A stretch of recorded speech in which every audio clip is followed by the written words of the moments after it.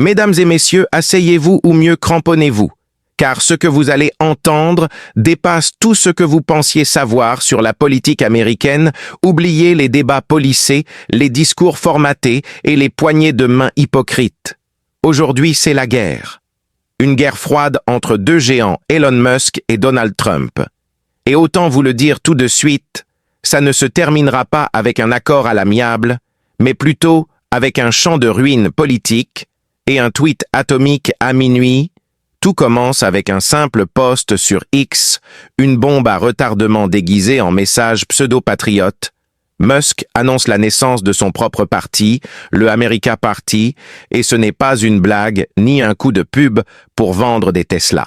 Non, c'est un vrai pari, un vrai défi, une déclaration de guerre au cœur du système, une manière de dire à Washington: je vous emmerde, je prends le contrôle moi-même et je le fais avec un Wi-Fi solide et une armée de followers en manque de révolution. Au premier abord, ça ressemble à une mauvaise série B. Mais détrompez-vous, ce que Musk prépare, c'est une prise de pouvoir technologique camouflée en croisade démocratique. Il promet un parti centriste, mais en réalité, il trace une ligne de front entre les élites politiques traditionnelles et son utopie algorithmique, gouverner avec des IA, militariser les algorithmes, déréguler l'économie jusqu'à l'os et supprimer les contre-pouvoirs médiatiques, syndicaux ou institutionnels. Bienvenue dans la démocratie 3.0 version musconienne.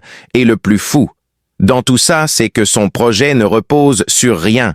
Aucun programme, aucun nom, aucun visage. Juste une promesse vide emballée dans du buzz numérique et un bouton sondage cliqué par des milliers de bots déchaînés. Résultat 65% de oui et une annonce historique basée sur du vent.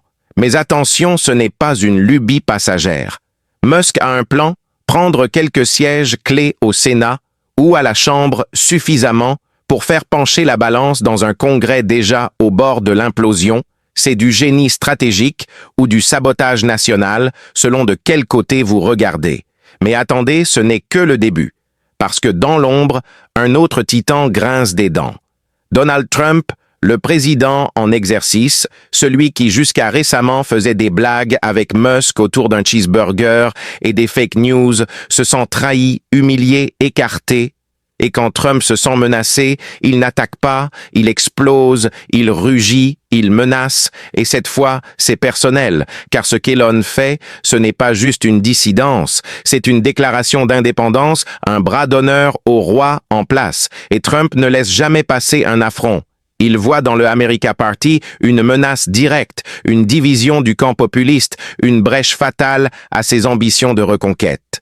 Il sort donc l'artillerie, lourd de tweets incendiaires, menaces de divulgation de dossiers compromettants, pression sur les donateurs communs et en coulisses, un seul objectif: briser Musk avant qu'il n'ait le temps de recruter son premier candidat. Ce n'est plus de la politique, c'est un duel de titans, une tragédie grecque, version Silicon Valley, où les égos sont plus gros que les porte-avions et les conséquences pourraient secouer le pays tout entier.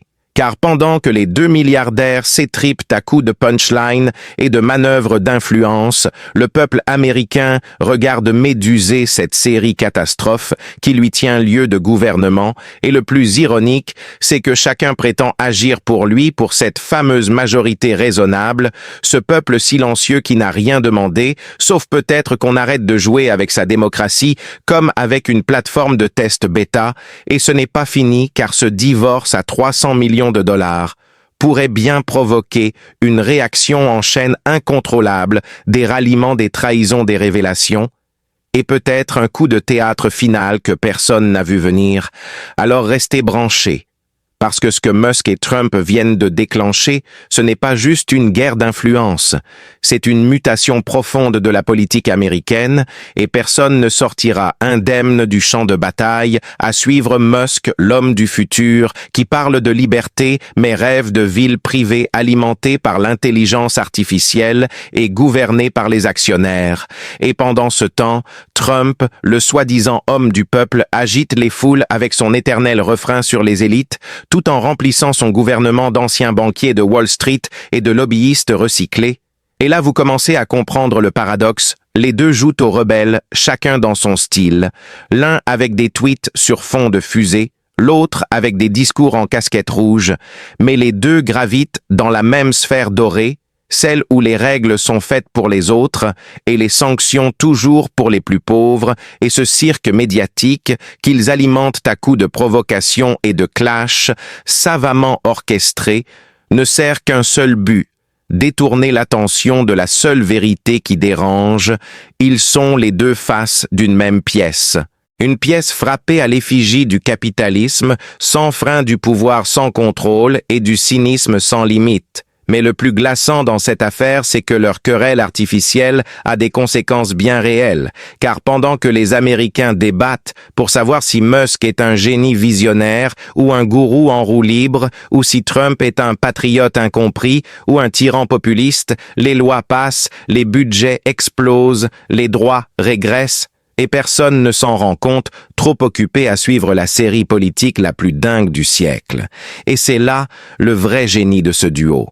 Ils transforment la démocratie en spectacle, la politique en buzz, les élections en loterie numérique, où chaque vote devient un like, chaque idée une punchline, chaque débat un concours de viralité, et dans ce jeu-là, le peuple n'est plus un acteur, mais un spectateur passif, nourri d'illusions de conflits montés de toutes pièces, de fausses oppositions, qui masquent les vraies convergences. Car au fond, Musk et Trump veulent la même chose: moins d'État, plus de marché, moins de règles, plus de profit, moins de débats, plus de contrôle. Alors quand ils s'insultent en public, quand ils feignent de s'opposer. Souvenez-vous que parfois la meilleure manière de cacher une alliance, c'est de simuler une guerre. Et cette guerre-là, elle a beau être spectaculaire, elle ne sert que ceux qui la financent, ceux qui l'exploitent, ceux qui en tirent des dividendes politiques ou économiques. Et pendant que le cirque continue, les urgences débordent, les routes s'effondrent, les classes ferment et les rêves d'avenir s'évaporent. Alors oui, riez, si vous voulez pleurer, si vous pouvez. Mais surtout ne détournez pas les yeux, car la vraie tragédie, c'est peut-être pas ce qu'ils font. C'est ce qu'on les laisse faire. Alors si vous voulez continuer à creuser derrière le décor, à voir ce que les caméras cachent et ce que les puissants ne veulent pas qu'on dise, abonnez-vous, car ce n'est que le début. Dans la prochaine partie, on entre dans les coulisses de cette fausse guerre. Vous verrez comment les mêmes milliardaires qui se battent à la télé dînent ensemble le soir et écrivent les règles du jeu qu'ils font semblant de défier à suivre. Gardez les yeux ouverts, car ce que vous croyez être un affrontement historique n'est peut-être qu'un simulacre, une pièce de théâtre jouée sur les réseaux sociaux pour capter votre attention, pendant que les vraies décisions se prennent à huis clos, dans des salles de réunion climatisées peuplées d'avocats, de lobbyistes et de stratèges en fiscalité internationale.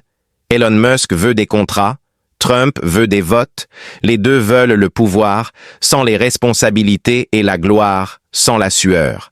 L'Amérique devient leur terrain de jeu, et chaque scandale, chaque tweet, chaque déclaration outrancière est une diversion, un fumigène lancé pour cacher l'essentiel, une démocratie à bout de souffle, une économie siphonnée par le haut, une société qui se fracture pendant que les très riches construisent des bunkers, des fusées ou des plateformes de streaming politique.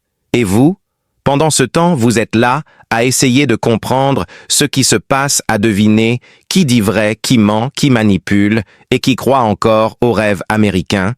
Mais peut-être que la bonne question n'est plus de savoir qui gagnera entre Musk et Trump. Peut-être que la vraie question, c'est combien de temps encore le peuple américain acceptera-t-il de jouer les spectateurs de son propre effondrement. Alors si vous voulez continuer à voir au-delà des apparences, si vous refusez d'être les marionnettes de cette guerre de milliardaires, abonnez-vous. Ici, on décrypte, on expose, on dérange, parce que la vérité n'est pas dans les punchlines, ni dans les hologrammes d'espoir, elle est dans ce qu'on ne veut pas vous montrer. La suite arrive et elle sera explosive, car après la guerre des égos vient la guerre des révélations. Et certaines d'entre elles pourraient bien faire trembler les fondations de cette république surendettée. À très vite. Voilà ce que ça dit au fond, que la démocratie n'est plus une affaire de citoyens, mais un ring géant où les plus riches se battent sous les projecteurs pendant que le peuple regarde en silence, que les décisions ne se prennent plus à la table des négociations, mais dans des bureaux de com où l'on mesure l'impact d'un mot sur les réseaux, avant même de savoir s'il est vrai que gouverner ne veut plus dire servir, mais dominer, imposer, rentabiliser, optimisé, à coups de campagne sponsorisée et de punchlines calibrées, et dans ce grand théâtre des illusions, Elon Musk et Donald Trump ne sont que les acteurs les plus bruyants, les plus clivants, les plus vendeurs. Ils ne veulent pas le pouvoir pour transformer. Ils veulent le pouvoir pour se prolonger, se propulser, survivre dans un monde où l'image vaut plus que les idées, où la viralité remplace la vision et où la politique devient un produit à consommer. Un divertissement de masse à forte audience et faible mémoire. Alors on se retrouve à applaudir ou à huer, mais rarement. À comprendre, on zappe, on clique, on commente, on partage, mais on ne décide plus, on ne construit plus, on ne débat plus. Et pourtant la menace est bien là, tapis derrière le rire, la dérision. La comédie permanente, c'est une démocratie vidée de son sens, accaparée par des marques, des égos, des algorithmes et des intérêts privés. Alors oui, vous pouvez continuer à suivre ce duel comme une série addictive. Vous pouvez choisir votre camp, comme on choisit un maillot dans un match truqué, mais ne vous y trompez pas. Le véritable enjeu, ce n'est pas qui gagnera Musk ou Trump. Le véritable enjeu, c'est de savoir si les citoyens américains accepteront encore longtemps de n'être que des spectateurs de leur propre effacement. Car, à ce rythme-là, le jour viendra où il ne restera plus rien à défendre, plus rien à voter, plus rien à espérer, juste un écran, une notification, une illusion de choix dans un monde déjà verrouillé. Alors posez-vous la question que personne ne veut poser si la politique devient un jeu de marque, que vaut encore votre voix à suivre à jour logiciel et que ceux qui résistent sont soit incompétents, soit corrompus, et dans ce langage qui sent la Silicon Valley frelatée et le populisme recyclé, il n'y a plus de place pour la nuance, plus de place pour les compromis. Il n'y a que deux options: suivre ou être éliminé, être compatible ou être obsolète. Et c'est là que le piège se referme, car en prétendant moderniser la démocratie, Musk ne fait que l'évider. Il remplace les corps intermédiaires par des dashboards, les élus par des followers et les lois par des lignes de code paramétrées par des ingénieurs de confiance, et pendant que Trump hurle à la trahison et Musk répond avec des graphiques animés, le système parlementaire s'effondre en silence. Il devient un théâtre de l'absurde, où les votes sont décidés par des tendances Twitter, où les commissions sont court-circuitées par des posts viraux, où la souveraineté populaire devient un effet d'optique. Mais alors, la question ultime surgit comme une gifle. Est-ce encore une démocratie si les décisions sont prises par des machines pilotées par des intérêts privés? Est-ce encore une république si le peuple n'a plus voix au chapitre, si ses représentants sont remplacés par des influenceurs calibrés pour la viralité? Est-ce encore une nation si son destin est dicté par des algorithmes conçus pour maximiser les clics et les profits? Et la réponse, mes amis, est brutale. C'est non. Ce n'est plus une démocratie. C'est une façade numérique, une simulation participative, un théâtre algorithmique où les règles du jeu changent à chaque instant et où les seuls qui gagnent sont ceux qui maîtrisent la technologie et possèdent les canaux de diffusion. Alors oui, on a ri au début. On a regardé Musk et Trump se battre comme deux coqs dans une arène virtuelle. On a commenté, on a partagé, on a choisi notre camp. Mais maintenant, il faut ouvrir les yeux. Car derrière le show, derrière les punchlines, derrière les clashs, il y a une opération bien réelle, une opération de confiscation du pouvoir, une opération de reformatage complet du contrat social. Et si personne n'appuie sur stop maintenant, alors le rideau tombera, et ce ne sera pas la fin d'un épisode, ce sera la fin d'un système à suivre.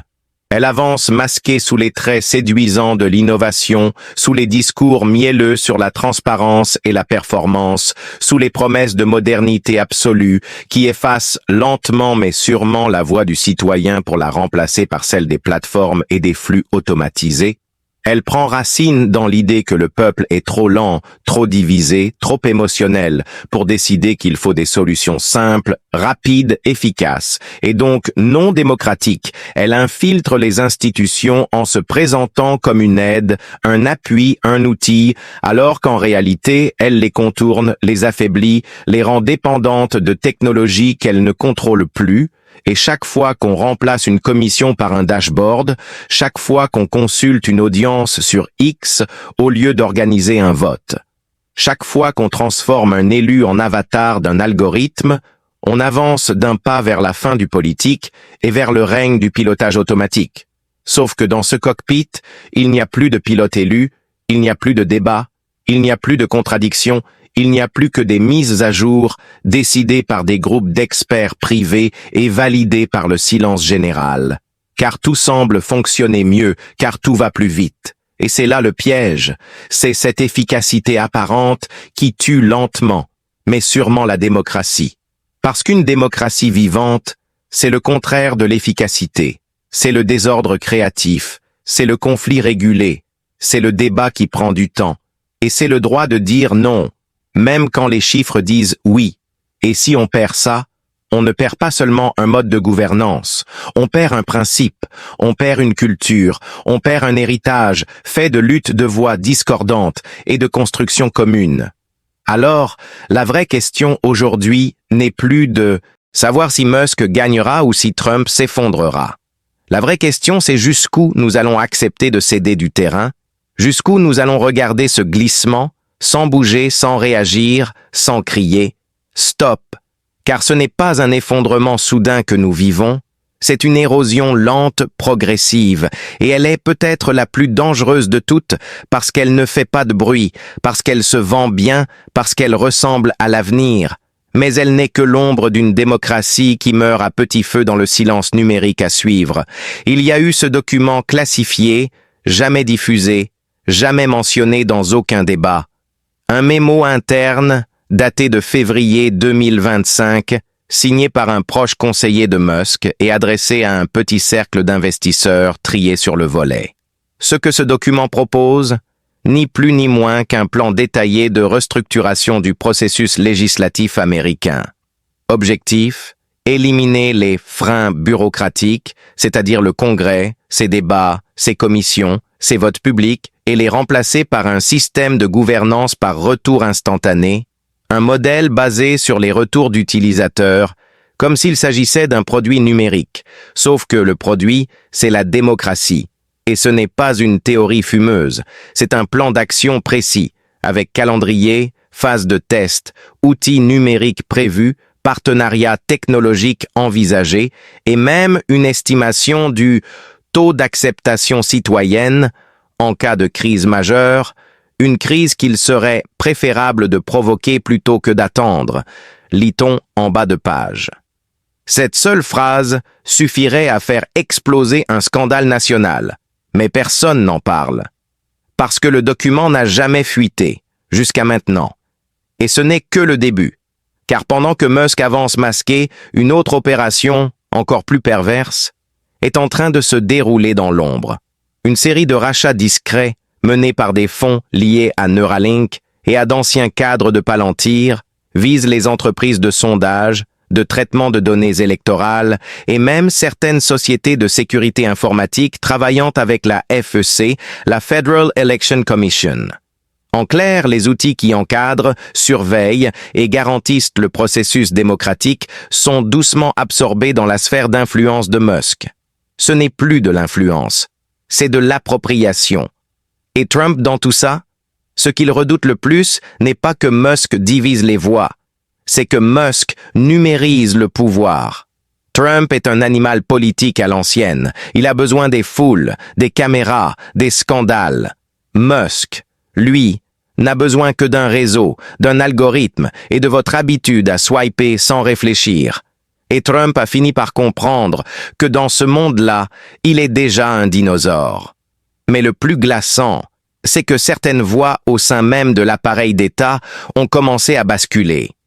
un sénateur républicain influent, que nous ne nommerons pas ici, a été enregistré lors d'une réunion à huis clos, affirmant que le Congrès n'a plus de sens à l'ère de l'intelligence artificielle, et que si Musk peut faire le boulot plus vite et mieux, alors qu'on lui laisse une chance. Ces mots ne sont pas une opinion, ce sont les germes d'un basculement de régime.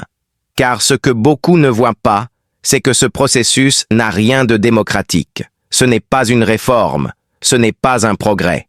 C'est un coup d'État lent, sans tank, sans cri, sans sang. Un renversement par glissement algorithmique. Et quand le système tombera, il ne tombera pas dans un fracas.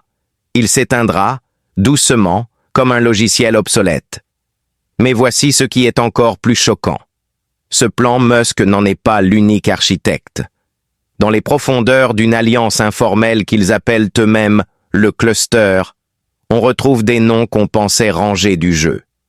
Des anciens dirigeants d'Amazon, des fondateurs de start-up devenus investisseurs vampires, mais aussi d'anciens stratèges de la NSA et des contractuels de la DARPA. Tous liés par un objectif unique: créer un modèle hybride entre État minimal et plateforme intelligente où chaque décision publique pourrait être calculée,